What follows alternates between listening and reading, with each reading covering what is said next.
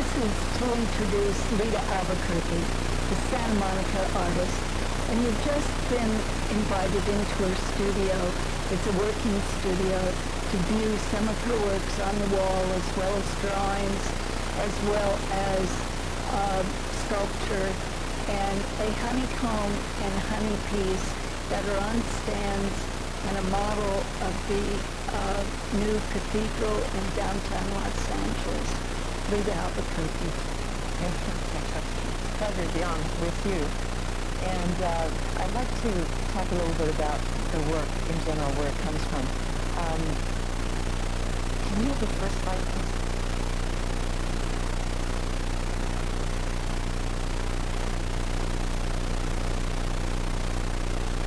I showed this image, which is now become quite an icon. It's of the planet Earth.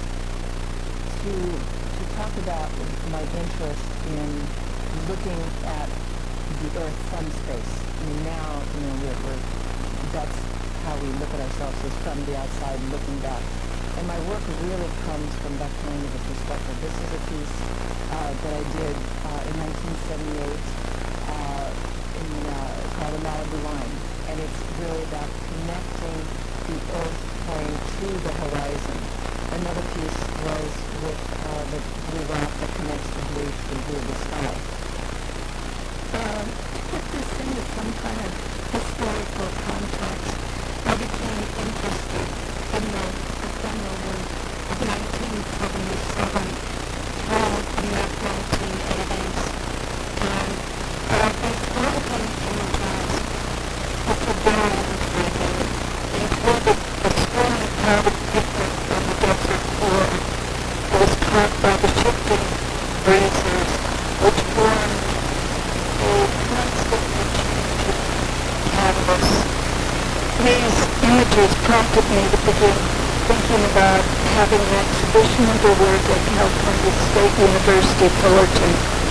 As gallery director there, I wrote a National Endowment of the Arts grant for funding, and it was funded, and the exhibit opened September to October 1989 as Landscape is Thought exhibition, concurrently planned and funded by the Fellows of Contemporary Art was Reflections, which opened January to April 1990 at Santa Monica Museum of Art.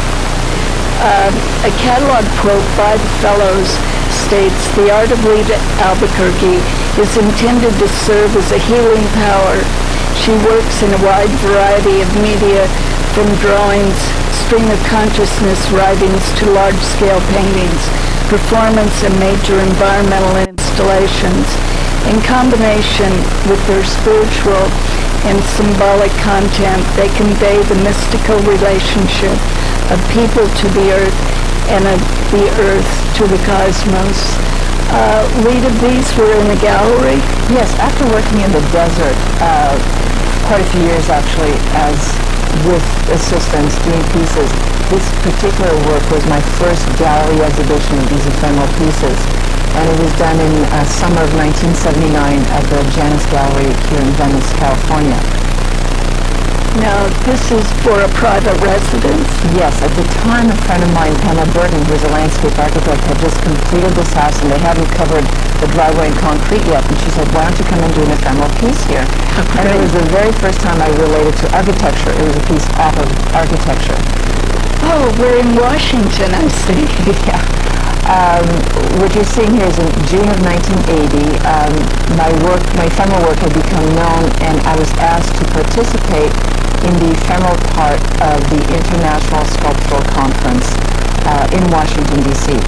And I chose the site of the Washington Monument, and what I wanted to do was a piece about shadows, which really talk about how fast we're rotating around the sun. And if you put that at directional lines, you do west, do north, and do east, it would reveal a hidden geometry that was the source of tremendous energy.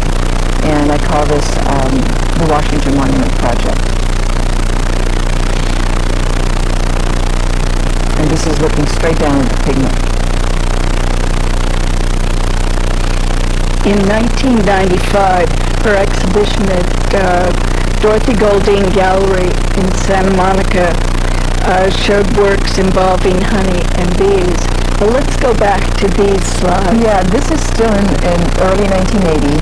I'm still doing pieces in the desert that have to do with finding codes in the earth and finding geometry in there. And then I did this piece, which was for the Hirshhorn Museum, called The Horizon is the Place That Maintains the Memory. It was in a 12-foot cube room, and I had a 900-pound copper ring that cantilevered off the wall with a stone and the pigment, and it looked as if the stone had just, it was almost like a birth of a star. This piece was also a gallery installation called Axis Mundi, made with these copper towers that were 16 feet tall. And this was a piece I did for your gallery at Cal State Fullerton in 1989 called Spheres of Influence, Sphere of Influences. And it was also shown in the Santa Monica Museum of Art exhibit. Yes, it was. Of reflection. Going back to the honeycomb and bee pieces, they really inspired me to write a grant proposal to U.S. Information Agency, Arts America, and the Fund for Biennale Artists at international festivals and exhibitions. It was funded by them for the 1996 International Cairo Biennale and became the cultural presentation of the USA. Eventually, the work was awarded the Biennale Prize, which must have been terribly exciting for you. The concept of the work remained flexible, and in April of 1996, Lita and I proposed to the U.S. Embassy in Cairo that the work would include golden caps placed on the 3 pyramids on the Giza Plateau. Well, their good-natured reply was, Christo is invited to wrap the pyramids. Lita adds a topping of gold and lapis, and then David Copperfield comes along, and in front of the whole world, poof, makes it disappear. It became apparent that this concept was not possible, but it certainly was possible in drawings, which you did. Yes, it was, and it permitted me to work out a very long-term idea that I'd had. And I thought it was really interesting, Dextra, that intuitively, by loving the work that I had done at the Dorothy Goldine Gallery, that whole show was inspired by an image that I had in Cairo in 1988. So intuitively, and then you nominated me for the Biennale in Cairo, the whole thing connected. And what happened in 1988, I was traveling for the first time in Egypt, and I was near the pyramids, and the show that I had with you at Cal State Fullerton, which we call Landscape as Thought, was always very interesting to me in terms of the idea that when you traveled, well, I had an experience where I traveled very quickly from Nepal. I went from Nepal by airplane through Germany, or through Afghanistan, then Germany, then Italy, then over the Mediterranean to North Africa. And as I went that way, my thoughts kept shifting very, very fast. And I was very intrigued how we're influenced by nature, by landscape, and how, in fact, landscape affects our thinking. And that's why we called that show Landscape as Thought. And so what I do when I do these desert pieces, I look to the landscape to see if there's any kind of hidden information, like the piece at the Washington Monument. So here I am in Egypt. I'm not there on an art trip, I'm just there as a tourist. And I'm meditating near the pyramids, and in the meditation, this image came up of as if I were looking at the Earth from space, just like in that image. And instead of the continents that we recognize, there was one landmass, and it was in the form of a honeybee.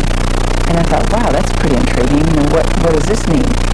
And I did a lot of research, and I found out that the bee had indeed been the symbol of Lower Egypt in pharaonic days, so that there was some connection, and I just saw this near the pyramids. So I thought, well, this is very interesting, but there's got to be more. There's got to be some kind of a myth about this.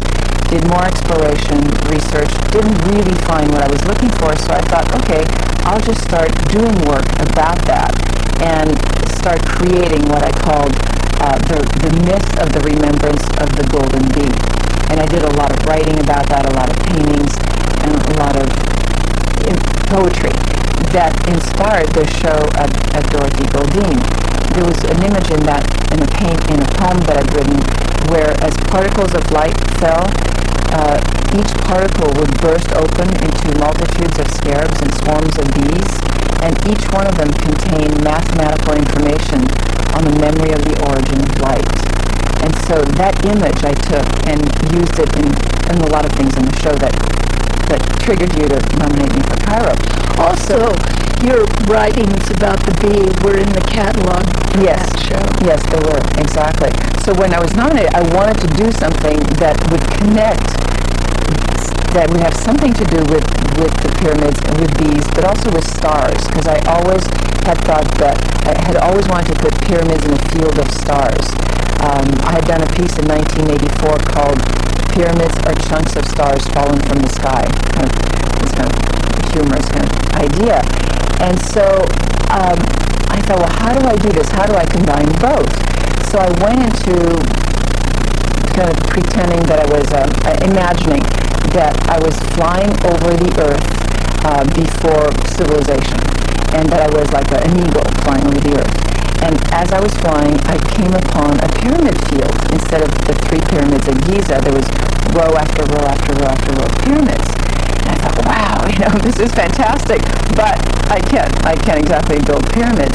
So again, in my mind, I took away the pyramids, but what remained on the ground was a hexagonal pattern.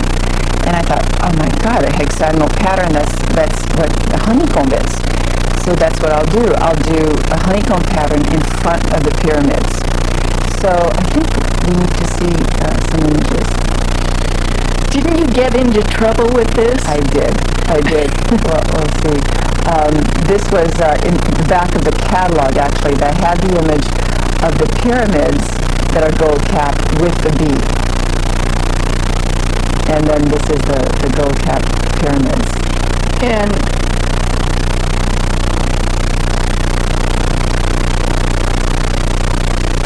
then this was the actual proposal. This is a hieroglyphic that shows you the symbol of Lower Egypt, which is the bee, and higher Upper Egypt was the shaft on the right. And this is an image of an actual bee that came to my studio that became part of the artwork. What you're seeing here are how I developed the grid of the hexagonal pattern. I took it off the geometry of the second pyramid. I worked with 2 friends of mine, Robert Kramer and Tarek Naga, both architects. And we came up with a couple of grid patterns, including this one, which I decided that's what I was going to do.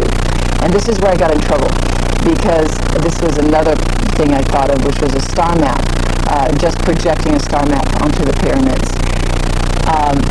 And I got in trouble because I wanted to be mathematically precise and hired a surveyor to do the hexagonal pattern, and he projected the grid into dozens of Stars of David and said I was a Zionist and it was a Zionist plot, and they stopped the project.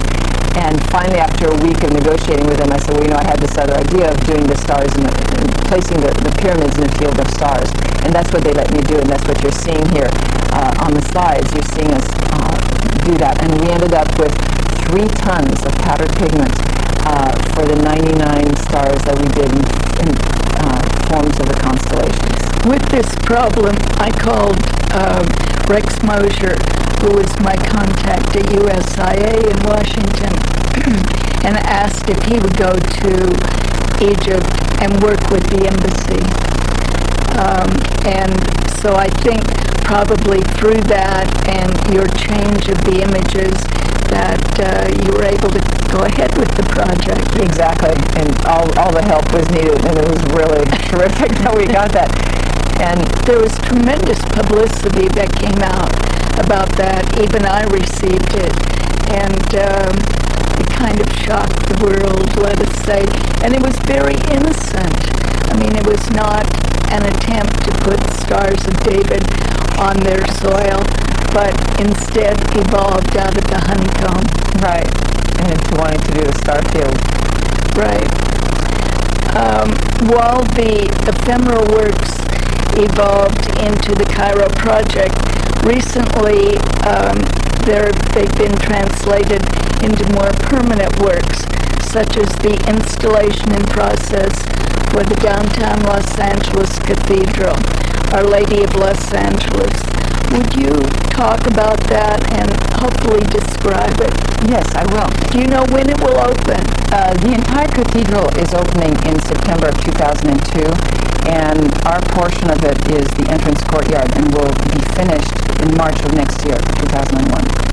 So I'm collaborating with my friend Robert Kramer on this, and we were given 3 scriptures to work with. What the actual piece is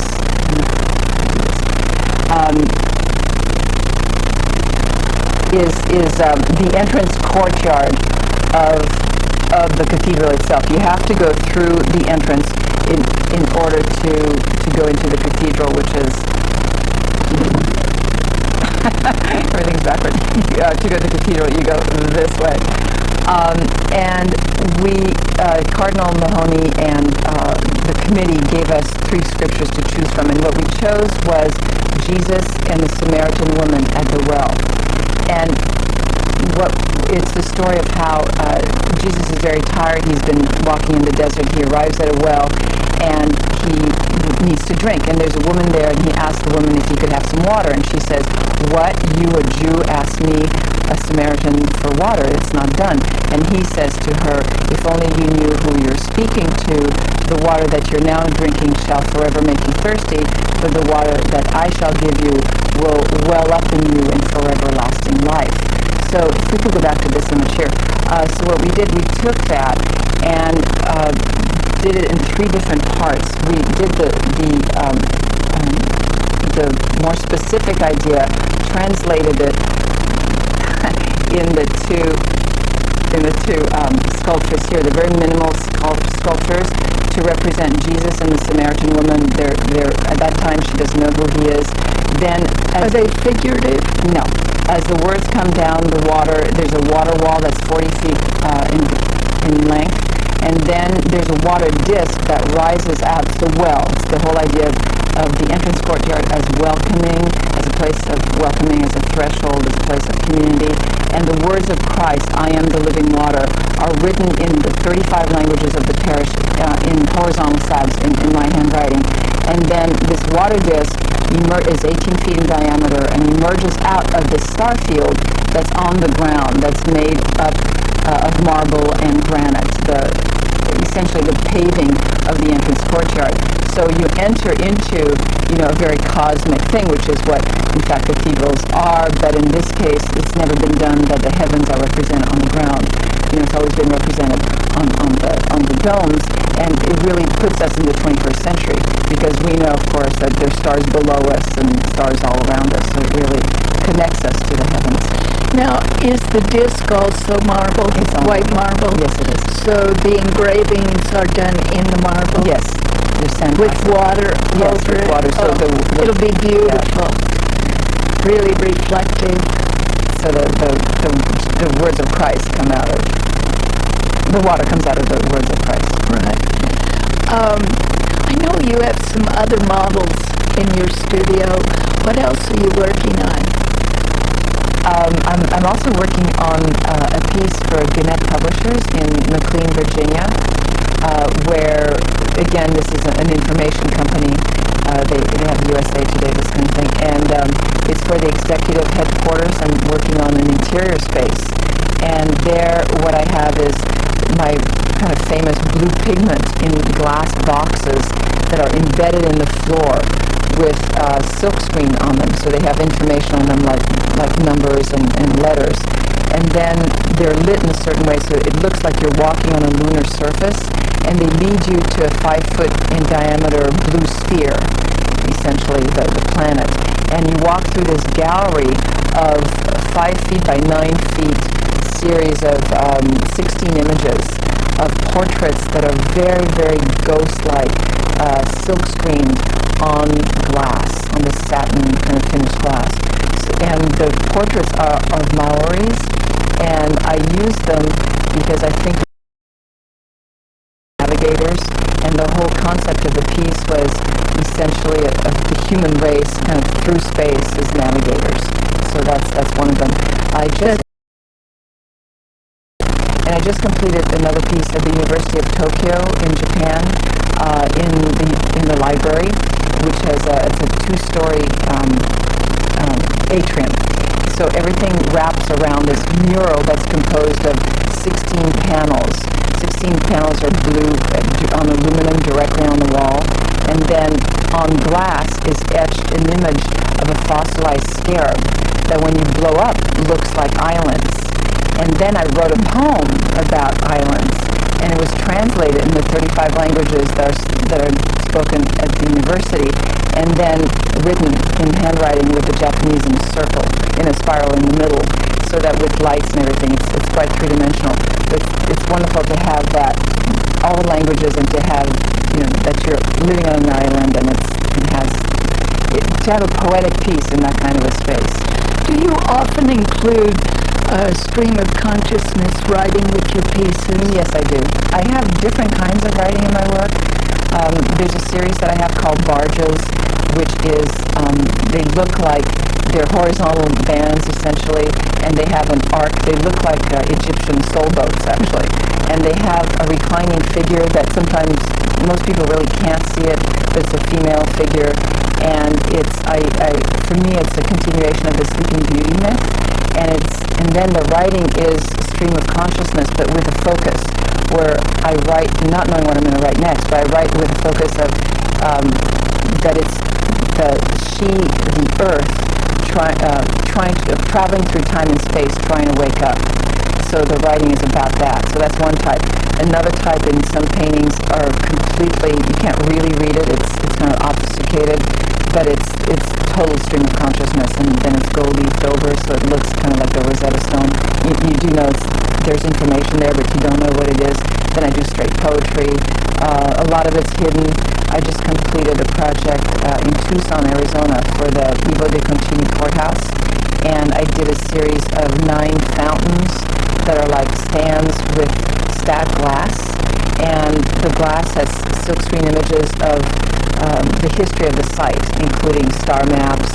I decided to go from the Paleolithic to the interstellar, and I chose, because Tucson is very rich in Paleolithic, as well as astronomical things. They have Kids Peak there, they have an incredible astronomy department, and then they have the Native Americans, the Spaniards, and the Europeans.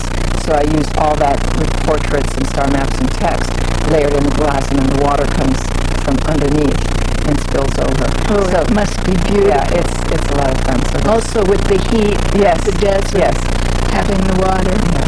I'm also thinking about, recently I had the opportunity of organizing an exhibit which I titled 12 Divas. Obviously women, but I didn't want to call it a women's show, and I didn't want to call it Heroes and Mentors, but really that's what it is. And your work is on view there at Molly Barnes Gallery in Santa Monica. And as you walk in, there are 2 very large images of domes, golden, and one is convex and one is concave. Where did this come from as really an evolution of your work? Okay, that's a good question.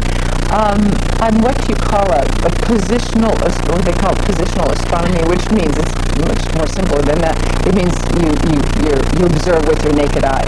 I've always taken myself out in nature to be able to really feel the nature, and so the influence of the moon, I'm an eclipse chaser, and it comes out of that. That piece is called Auric Field Diptych, and it's made out of white gold, and it has like a blue aura around the white gold, and then the field is black, but it also has numbers hidden behind them that's the Fibonacci series, which is it's a mathematical sequence that it's an Italian 13th century mathematician invented or came up with, which is the growth pattern in all things from the human cell to stars. And so I have that underneath it to represent that. Lita, your work continues to be inspiring. Thank you for sharing your visions and images, and I look forward to seeing your new project at the cathedral. Thank you, Dextra. Thank you for your support.